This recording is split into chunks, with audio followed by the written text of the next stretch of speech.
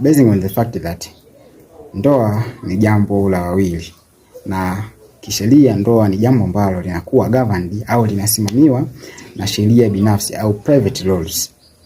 Umeona, kwa sababu haya ni mahusiano ya watu wawili, mahusiano binafsi. Lakini ndoa ni jambo ambalo ni sensitive sana kiasi kwamba mahakama inalitilia macho au serikali inalitilia macho kwa ukaribu zaidi kuliko ambavyo unaweza kufikiria.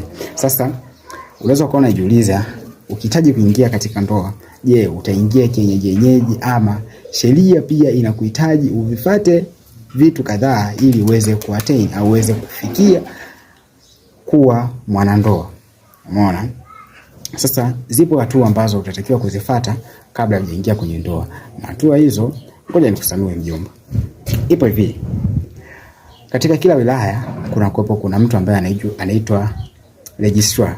Registrar au kwa Kiswahili tunamuita msajili wa ndoa. Umeona? Sasa huyu mtu kazi yake ni kusajili ndoa au kuwasajili wale watu ambao wamefikia vigezo au wametimiza masharti ya kuweza kufungisha ndoa, iwe ni viongozi wa kimila, mashehe, mapadre na watu wote ambao wanaweza kutumika au wanaweza kufungisha ndoa kama makanisani ama ndoa za kimila ama misikitini. Kuna mtu ambaye anaitwa registrar ambaye yeye ndio msajili ndoa. Sasa kabla hujaenda kusajili au hujaenda kufunga ndoa yako, kuna kitu ambacho lazima ukitimize. Hili ni jambo moja la muhimu kwa sababu ndoa ni jambo la kisheria na ipo sheria ambayo inasimamia masuala ya ndoa ambayo inaitwa Marriage Act. Umeona? Sasa ipo hivi. Kwanza, jambo la kwanza, unatakiwa kusubmit notice of intention to marry au notice ambayo itakopo inaeleza kwamba nyie watu wawili mnahitaji au mna malengo ya kuoana. Hiyo notice inasubmitiwa wapi au inapelekwa wapi? Inapelekwa kwa msajili ndoa wa wilaya husika. Umeona?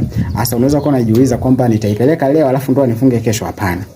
Notice hiyo utaisubmit siku 21 kabla ya siku ile ambayo nyie mmepanga kuja kufunga hiyo ndoa yenu. Umeona? Sasa kwa nini siku 21? Zinaonekana kama ni siku nyingi.